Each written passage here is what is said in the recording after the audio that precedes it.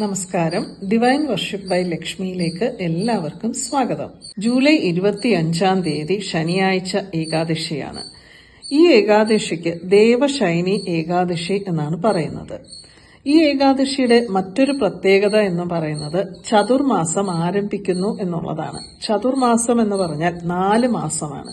ഭഗവാൻ ശ്രീഹരി യോഗനിദ്രയിലായിരിക്കുന്ന 4 മാസത്തെയാണ് നമ്മൾ ചതുർമാസം എന്ന് പറയുന്നത്. ശ്രാവണം, ഭാദ്രപദം, അശ്വിനി മാസവും കാർത്തിക മാസവുമാണ് ഈ 4 മാസം എന്ന് പറയുന്നത്. ഈ ദേവശൈനി ഏകാദശിയിൽ യോഗനിദ്രയിലേക്ക് പോകുന്ന ഭഗവാൻ ശ്രീഹരി കാർത്തിക മാസത്തിലെ ഏകാദശിയിലാണ് യോഗനിദ്രയിൽ നിന്നും ഉണരുന്നത്. ഈ 4 മാസത്തിന് വളരെയധികം പ്രത്യേകതകളാണ്. ചതുർമാസ വ്രതമൊക്കെ ആചരിക്കാറുണ്ട്. ചതുർമാസ വ്രതമൊന്നും ആചരിക്കാൻ സാധിച്ചില്ലെങ്കിലും ഈ 4 മാസം ഭഗവാൻ ശ്രീഹരിയുടെ നാമങ്ങൾ ചൊല്ലുന്നത് വഴി നമുക്ക് വളരെയധികം പുണ്യവും അനുഗ്രഹവും ഒക്കെ ലഭിക്കും. ഈ ഏകാദശിക്ക് ദേവശൈനി ഏകാദശി എന്ന പേര് ലഭിച്ചത് തന്നെ ഭഗവാൻ ശയിക്കുന്ന ഏകാദശി എന്നുള്ളത് കൊണ്ടാണ്. ഇപ്രാവശ്യം ഏകാദശി തിഥി ആരംഭിക്കുന്നത് ജൂലൈ 24 വെള്ളിയാഴ്ചയാണ്. രാവിലെ 9:12 ആരംഭിക്കുന്നത്. അടുത്ത ദിവസം ജൂലൈ 25 ശനിയാഴ്ച രാവിലെ 11:34 ഏകാദശി അവസാനിക്കുന്നത്. നമ്മൾ ഏകാദശി വ്രതം അനുഷ്ഠിക്കുന്നത് ജൂലൈ 25 എല്ലാ ഏകാദശിക്കും ഒരു വ്രതമാഹാത്മ്യ കഥയുണ്ട്. ഈ ഏകാദശി വ്രതമാഹാത്മ്യ കഥയെക്കുറിച്ച് ഭവിഷ്യോത്തര പുരാണത്തിലാണ് പരാമർശിച്ചിട്ടുള്ളത്. ഭഗവാൻ ശ്രീകൃഷ്ണൻ യുധിഷ്ഠിരന് പറഞ്ഞു കൊടുത്തതാണ് ഈ വ്രതമാഹാത്മ്യ കഥ. ഒരിക്കൽ മന്ദാത എന്നൊരു രാജാവുണ്ടായിരുന്നു. അദ്ദേഹത്തിന്റെ രാജ്യത്ത് എല്ലാ ജനങ്ങളും വളരെ സന്തോഷത്തോടുകൂടിയും വളരെയധികം സമ്പൽ സമൃദ്ധിയോടുകൂടിയുമാണ് ജീവിച്ചുകൊണ്ടിരുന്നത്. പക്ഷെ എന്താണെന്നറിയില്ല. എന്തെങ്കിലും ഒരു ശാപം കൊണ്ടാണോ, എന്താണ് കാരണമെന്ന് ആർക്കും തന്നെ അറിയില്ല. ആ നാട്ടിൽ 3 വർഷങ്ങളായിട്ട് മഴയേ പെയ്യാറില്ല. 3 വർഷം ഒരു സ്ഥലത്ത് മഴ പെയ്തില്ല എന്നുണ്ടെങ്കിൽ അവിടെ വരൾച്ചയാകും. അങ്ങനെ ആ ഒരു പ്രദേശം മുഴുവൻ വരൾച്ചയിൽ അകപ്പെട്ടുപോയി. രാജാവ് ഒരുപാട് മഹർഷിമാരോടും അതുപോലെ തന്നെ ആത്മീയ ഗുരുക്കന്മാരോടും ഒക്കെ തന്നെ ഇതിനൊരു പരിഹാരം അന്വേഷിക്കുകയുണ്ടായി. എന്നാൽ അതിലൊന്നും തന്നെ യാതൊരുവിധ ഫലവും കണ്ടില്ല. അവസാനം അദ്ദേഹം അങ്കിര മഹർഷിയെ കാണാനിടയായി. രാജാവ് താണു വീണ് അങ്കിര മഹർഷിയോട് തന്റെ നാട്ടിന്റെ ദയനീയാവസ്ഥയെക്കുറിച്ച് പറയും. അപ്പോൾ അങ്കിര മഹർഷി രാജാവിനോട് പറയും, നിങ്ങൾ ദേവശൈനി ഏകാദശി വ്രതം അനുഷ്ഠിക്കുകയാണെങ്കിൽ തീർച്ചയായും നിങ്ങൾ എന്താണോ ഭഗവാനോട് പ്രാർത്ഥിക്കുന്നത് ആ ഒരു കാര്യം ഭഗവാന്റെ അനുഗ്രഹത്താൽ ലഭിക്കുമെന്ന് പറയും. അങ്ങനെ രാജാവും രാജാവിന്റെ പ്രജകളും എല്ലാവരും കൂടി ചേർന്ന് ദേവശൈനി ഏകാദശി വ്രതം അനുഷ്ഠിക്കുകയും ഭഗവാന്റെ അനുഗ്രഹത്താൽ ആ നാട്ടിൽ നല്ല മഴ ലഭിച്ച് ആ നാട് വീണ്ടും സമ്പൽ സമൃദ്ധിയിലേക്ക് പോയി എന്നുമാണ് കഥ. ഈ കഥ നമ്മളെ എന്താണ് പഠിപ്പിക്കുന്നതെന്ന് പറഞ്ഞാൽ, രാജാവിന്റെ നാട്ടിൽ എന്തുകൊണ്ട് മഴ പെയ്തില്ല? രാജാവ് മുൻജന്മങ്ങളിൽ എന്നോ ചെയ്ത ആ പാപം കൊണ്ടാണ് രാജാവിന്റെ നാട്ടിൽ മഴ പെയ്യാതിരുന്നത്. അപ്പോൾ നമ്മൾ ഈ ദേവശൈനി ഏകാദശി വ്രതം അനുഷ്ഠിക്കുന്നത് വഴി നമ്മൾ നമ്മുടെ കഴിഞ്ഞ ജന്മങ്ങളിൽ ചെയ്തിട്ടുള്ള പാപങ്ങളെല്ലാം മാറി നമുക്ക് ഭഗവാന്റെ അനുഗ്രഹം ലഭിക്കും. ഇതാണ് നമ്മൾ ഈ കഥയിൽ നിന്നും മനസ്സിലാക്കേണ്ട കാര്യം. ഏകാദശി വ്രതം എന്ന് പറയുമ്പോൾ 3 ദിവസത്തെ വ്രതമാണ്. ദശമി, ഏകാദശി, ദ്വാദശി.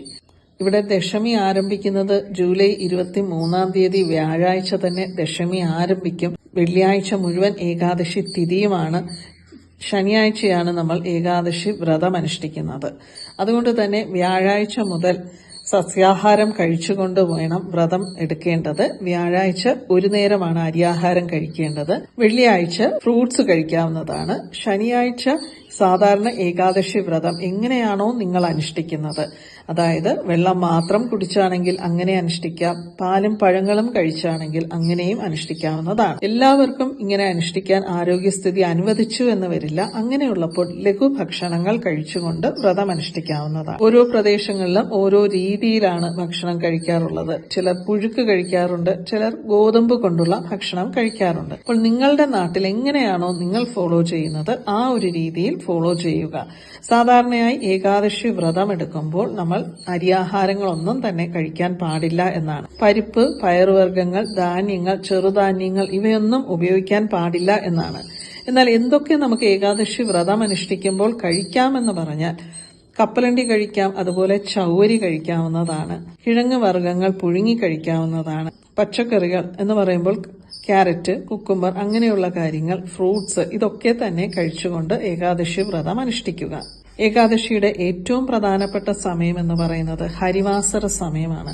ഈ ഒരു സമയത്ത് ഭഗവാന്റെ പ്രസൻസ് നമ്മുടെ ഭൂമിയിൽ ഉണ്ടായിരിക്കും എന്നാണ്. അതുകൊണ്ട് തന്നെ ഈ ഒരു സമയത്ത് എത്ര തവണ നമുക്ക് ഭഗവാന്റെ നാമങ്ങൾ ചൊല്ലാൻ സാധിക്കുന്നുവോ അത്രയും തവണ ചൊല്ലാൻ ശ്രമിക്കുക. ഭക്ഷണം കഴിവതും ഒഴിവാക്കിക്കൊണ്ട് ഭഗവാന്റെ നാമങ്ങൾ ഈ ഒരു സമയത്ത് ചൊല്ലാൻ ശ്രമിക്കുക. ഇപ്രാവശ്യം ഹരിവാസര സമയം വരുന്നത് ജൂലൈ 25 തീയതി ശനിയാഴ്ചയാണ്. രാവിലെ 6 മണി മുതൽ വൈകുന്നേരം 6 മണി വരെയുള്ള സമയമാണ്. ഈ ഒരു സമയത്ത് കഴിവതും ഭക്ഷണങ്ങൾ ഒഴിവാക്കുക. പിന്നെ സാധിക്കുന്നില്ല എന്നുണ്ടെങ്കിൽ മാത്രം ഭക്ഷണം കഴിക്കുക. എപ്പോഴും അവരവരുടെ ആരോഗ്യം നോക്കി വേണം ഏതൊരു വ്രതങ്ങളും അനുഷ്ഠിക്കേണ്ടതായിട്ട്.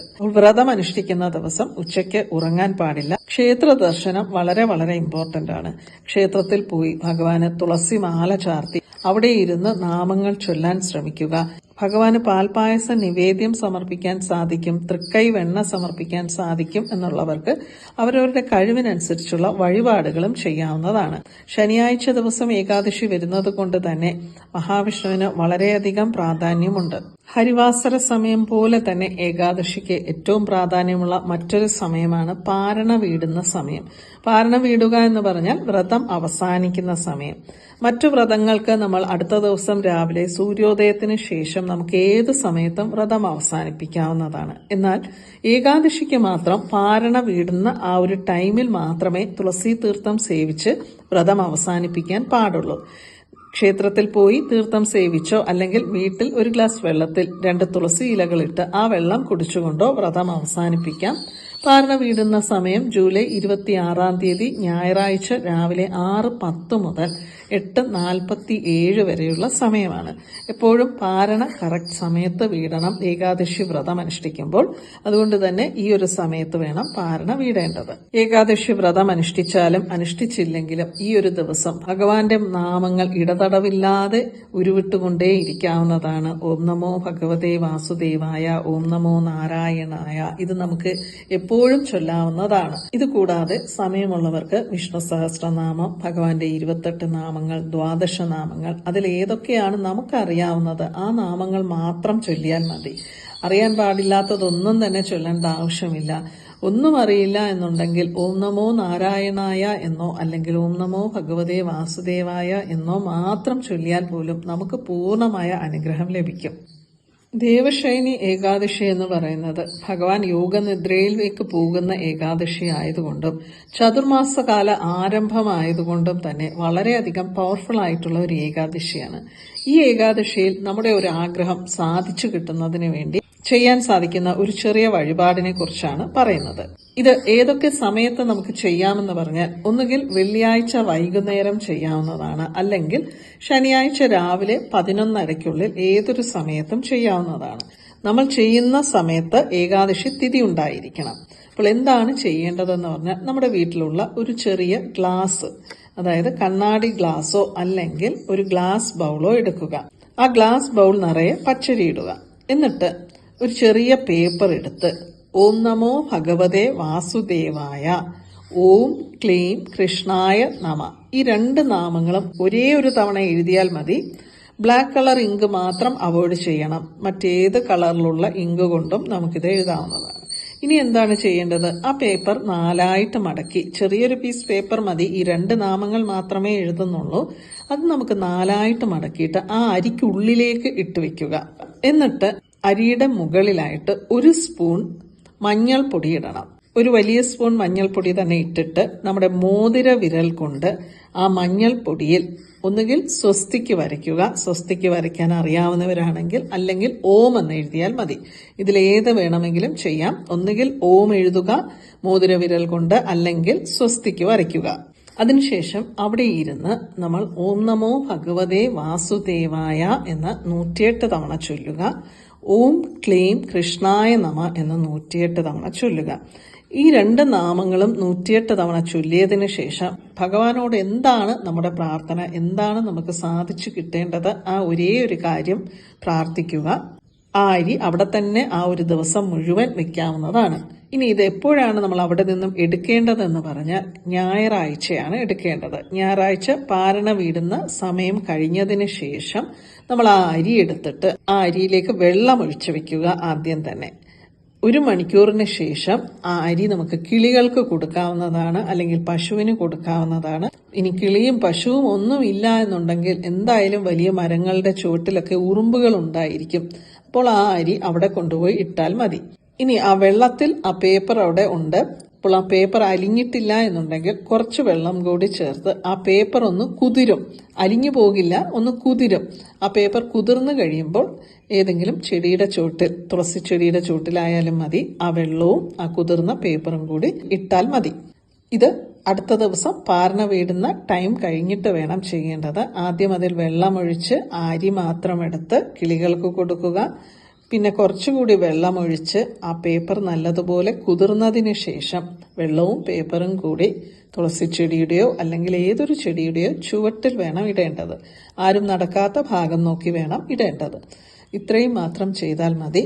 നമ്മുടെ പ്രാർത്ഥന തീർച്ചയായും സാധിക്കും. എല്ലാവർക്കും ഈ വീഡിയോ ഇഷ്ടപ്പെട്ടു എന്ന് വിശ്വസിക്കുന്നു. വീണ്ടും മറ്റൊരു വീഡിയോയുമായി കാണാം. നന്ദി, നമസ്കാരം.